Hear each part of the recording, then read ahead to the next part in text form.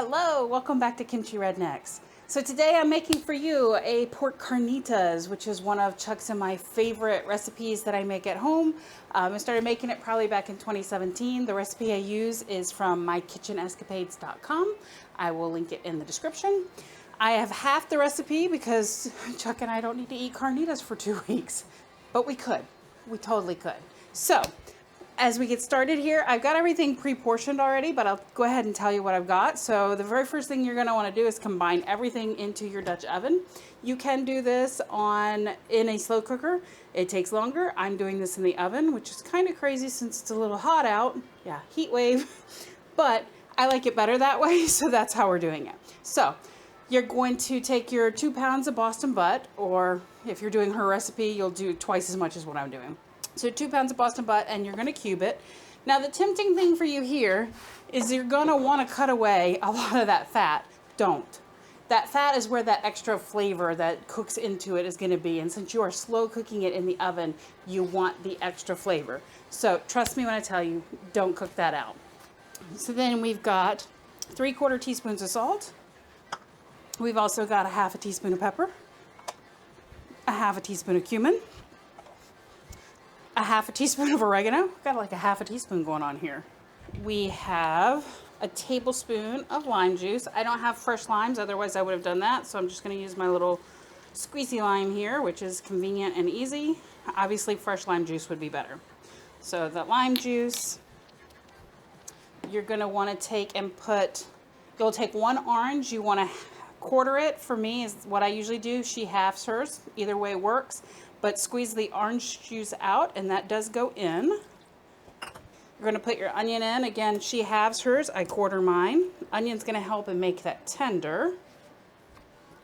You also keep your orange. And then I'm going to put about a cup of water in here. I have 2 because I want to see how much water I actually am going to need, but I think I'm only going to need that 1. So this starts on top of your stove. And what you're going to do here is you're going to bring it to a simmer over medium-high heat. You also need to put in some bay leaf. So I've got about 3 there because my bay leaves were kind of small today. Now I'm going to get this onto a medium-high heat and let that start simmering, and we'll be back in just a minute. And you do simmer it uncovered, by the way. So I'll be back in a minute. So you might notice I've made 1 adjustment, and that was because I realized that I actually would like this to be spread out a little bit more, and this will cook a little bit better in the oven. So I actually went for a smaller Dutch oven since I forgot that I had the smaller Dutch oven. So I swapped out Dutch ovens, and it has not come to a simmer yet, but I wanted to let you know in case you came back and were like, hey, what happened there? That's what happened. I just swapped out the Dutch oven. So this will be a little bit easier too in the oven because you want it to have that time to slowly cook out everything. So this is going to give it that plenty of time for that. So we'll be probably about a simmer in just a little bit, and then we'll be back. All right, so we've got a simmer going. We're close to getting a boil, so I want to get it in the oven before we go to a boil because I don't want it at a boil. So the oven is set for 300 degrees. It is going to cook in there for 2 hours or until the meat falls apart. So I'll check it in about an hour and a half to see how it's doing. But 2 hours sounds about right. The liquid is going to cook out of it, or cook into it basically. So you want to make sure that you don't have too much liquid. If you were doing this in the crock pot, however, you would have more liquid, which means you would have to have more time to reduce the liquid. So, or you'd have to work to reduce that liquid. So for us, since we're going to be in the oven, we don't have to work that hard. So I'm going to put the lid on, and then I'm going to go stick it in the oven at 300, and I'm going to forget about it for about an hour, and then I'll check it in a few. So we'll be back in a bit. All right, we're back. It's been about 2 hours. So I have removed the pork and put it on a sheet pan covered with foil. I have taken out the orange, the bay leaves, and the onion, as they are no longer part of our equation. And now we have just the leftover liquid, which we need to reduce now to what is basically a syrup. And we only need a cup of it, so we got to reduce it down to a cup. So we're going to turn that back on. While that is cooking, I'm going to shred or pull apart our meat at this point. So I'll be back in just a few moments, and I'll show you our pulled apart meat, and we'll start reducing this down. All right, we're back. So I have reduced this till it's about syrupy, and I'm afraid if I reduce it too much more, it's probably not going to go well. So now I'm going to add the pork back in and mix it in with the sauce mixture or syrup, whatever you want to call that. I call it sauce. And get it good and coated over all of this pork. I have turned the heat off of the sauce, so the game plan at this point is to put this back in here and basically get the extra sauce all over the goodness here. And then I'm just gonna let it sit with the lid on it for a little bit because I've got a little bit of time before I need to actually put it in and broil it. And I want to do that a little bit closer to the time that we're ready to eat, because basically the next step would be to put it under the broiler for about 8 to 10 minutes after it's spread back out on our aluminum foil. But basically 8 to 10 minutes broiling it, and then we flip it and broil the other side. That gives it a nice crispy texture that we're looking for. Sorry if I'm looking down. I'm trying to make sure I've got this mixed in really good. Again, just going to put the lid on for a little while and just kind of let it sit in this for a bit. Hello, welcome back. So we now have all of that good sauce juice all into our meat. We're waiting for the oven to heat up so we can broil it. So we'll broil it. It'll be 8 to 10 minutes, and we'll flip it once it gets a little bit crispy so that each side gets a little more crispy. We also have some queso fresco and queso dip cheese, which we're going to shred up so that we can make, what are we making, Chuck? I think we're making tacodillas. Tacodillas. But you're making a... Quesa taco. Yeah. So when Chuck told me he wanted to make a quesa taco, I didn't realize that was a thing. I don't think he did either. I didn't. I thought it was something somebody made up. And my brain said quesa tacos, like he told me it was a quesadilla mixed with a taco, and that you make it... So we both had two different images. His is like what a quesa taco actually is. You put the tortilla in the pan, and then you put your stuff in the, half of it. You put your stuff on it like a normal... Kind of like making an omelet. Kind of like making an omelet, and then you fold it in half so it looks like a taco. See, I thought this was a normal Chuck fashion, and Chuck was talking about making a quesadilla, so you put your tortilla down, your cheese. Your stuff in another tortilla. And, well, see, my plan is tortilla, cheese, another tortilla, and then you put everything else on the inside of it and eat it that way. Right. Right. Use a quesadilla as a taco shell. Yes, because reasons. And we decided this sounded good, and we're going to do both. Yeah, so, because today I found out a quesa taco was a real thing. We don't think a tacodilla is, but if it's not, we're patenting that one. That one's ours. Yeah, so we'll see. All right, so I'm going to go take a look at this oven, see if we're ready, and we'll be back. All right, so we're back. We are getting ready to make some ridiculousness. Melissa is pulling the stuff out of the broiler. Look out for the dogs. And we did learn that tacodillas are already a thing and have been for Unfortunately, a we long looked it up time. and somebody else has already figured that one out, so poo. Kudos to you for figuring it out, because it was a smart choice. Yes. So, let me turn the fire on. And I'm an Instagrammer of food. Because can you really eat it if you haven't Instagrammed it first, Chuck? Not if you're a YouTuber. Or an Instagrammer. All right, so I'm going to set this about a medium lowish. You want the pan to get hot, but you don't want to get it so hot that your food cooks faster than you can assemble it. Otherwise, you're going to wind up with burnt tortillas. So for toppings today, we've got refried beans, sour cream, and salsa. Because I forgot to get lettuce. And the only tomatoes we have are cherry tomatoes, so I wasn't really all about cutting up cherry tomatoes right now. Sorry, Chuck. Oh well. And Cutting up tomatoes is messy. Chuck says he was good with this choice. All right. So, we've got our queso fresco. And our queso dip. Queso dip shredded up. Because cheese. One cheese. Two cheese. Full of cheese. We got some refried beans chilling in the pot here on low. Did I just say that? I don't know. I wasn't listening to you. I just said that. All right. Yeah, this is what I live with every day, guys. And we've got white corn wheat tortillas. Because tortillas. Now, I'm just putting a splash of oil in the bottom of the pan. All right, which one are you starting with? The queso taco or Let's start with the Quesa taco, because that's going to be... Wait a minute, which one? No, the Tacodilla, because that's going to be easier for me to figure out, I think. I'm going to put So the cheese as I down. looked up the Tacodilla, whoever it was did it exactly how I was thinking. You put the cheese down. Great minds think alike. And you make the quesadilla. You just basically make a cheese quesadilla, and then after you make the cheese quesadilla, then you make your taco. Now you could, in theory, throw some spices in the cheese here if you wanted to. Some peppers, some gochujang since we're in Korea, or some jalapenos. You could throw some... I'm gonna put my meat in your mouth. Tasty. Some other good goods in here. But That's good today. we are just going to go with cheese.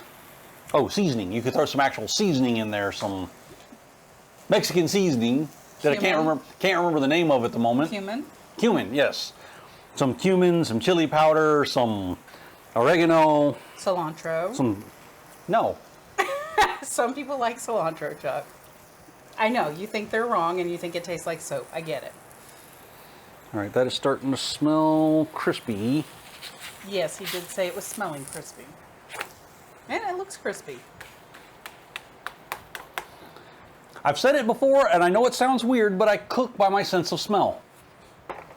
Well, these are also different tortillas. These are also, yeah, different So than we're normally, used to. if I was doing a quesadilla, this is not the tortillas that we would do for a quesadilla.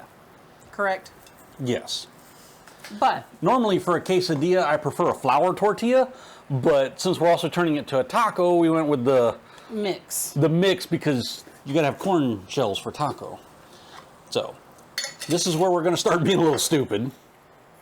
And we're gonna put some beans. Where did this whole beans thing come from that I keep hearing? I don't know, but if you say it again, the dogs are going to lose their mind over here. I'm old and I don't understand the interwebs. Where do you want it? In the center? Just pile it on the... Is that good or you want more? Yep. All right, that should be enough to melt the cheese. I'm gonna turn that off so I don't burn everything.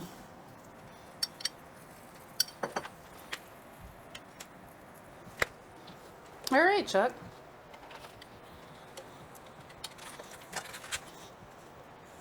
Try to make a fold out of that. You're gonna have to manually fold that. It's not gonna stay. Oh, good job. Okay. All right. That's hot, so Yes. we'll give it a minute to cool down some. All right, now we make your version. Yes. Mine is gonna be a little faster on the draw here because it's one tortilla and we don't want to burn the whole damn thing. So, I'm gonna set that down to low because this pan is already good and hot. I'm just over here eating my carnitas. Let's get some I did a good job. crusty stuff out of the pan here. Get out of the pan. I know I say this every time I make carnitas, There we but I go. did a good job. All right. A little more oil. Dribble, dribble, dribble. All right. And since this is the same thing basically, but one layer deep, we're gonna get to it. Are you dipping in your salsa though instead? Probably. Yeah, we're just gonna do the meat and cheese here. Good. Yep. And cheese. Oh, that could be a little bit higher. Yeah. That's okay. You can flip it again. It just gives us time for the cheese to melt. There you go. Ooh, that's looking pretty good. So this is definitely one of those meals. I don't even know if you'd actually make this as a meal, but this is definitely one of those things that you either cook it all at once and then eat it, or there's one person cooking and everybody else is eating. Tableside service. Because you've got to be paying attention for this one. Oh yeah. Your plate, sir. All right, so now for the taste testing. And we'll get back to eating the rest of this later. All right, that's hot, so let's try yours first. All right, Go for it. you want me to go first? Oh, yeah. Because you're going to tell me which one you think is a better choice. Wow. Well, Not which one is neater, but which one is a better choice.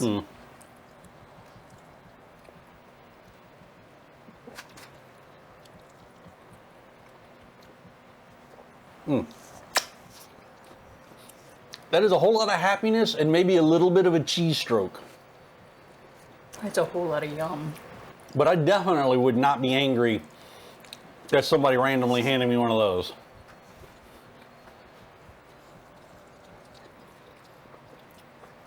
Let's just say, at this point in life, my Carnitas game is on point. Because that recipe is fire. It's dope. This is everything good that you want out of like a burrito, a taco salad, and a fajita. The only thing it's missing is an actual like crunchy corn shell. Also, could use some, Well, there could for be fajita, there could actually be some. there could be some vegetables in veg. it, but I'm not mad at it. Oh, veg would be good. All right, before I sit here and eat the whole thing. Yeah, don't eat the whole thing. All right, so I'm assuming we probably want to dip this. Yeah. Now, this recipe is apparently, now that I've done a little bit of internet research, similar to something called a birria taco. Birria. A birria queso Which taco. I don't know that either of us has ever had a birria taco. No, never heard of it. There are places locally that make them, so we're definitely going to have to try that. So future video. But apparently that you make some sort of meat juice consomme or something that goes with it that you dip in. We're just going to dip in salsa. Wow, this is still hot. Honestly, I like to dip in salsa anyways. Ooh, hot. Oh, you know what? You didn't get any sour cream, but I guess birria doesn't get sour cream, or queso taco doesn't get sour cream. Is it too hot for me to eat any right now? It's still really hot to the touch. But as long as you're not holding it for very long, you're okay.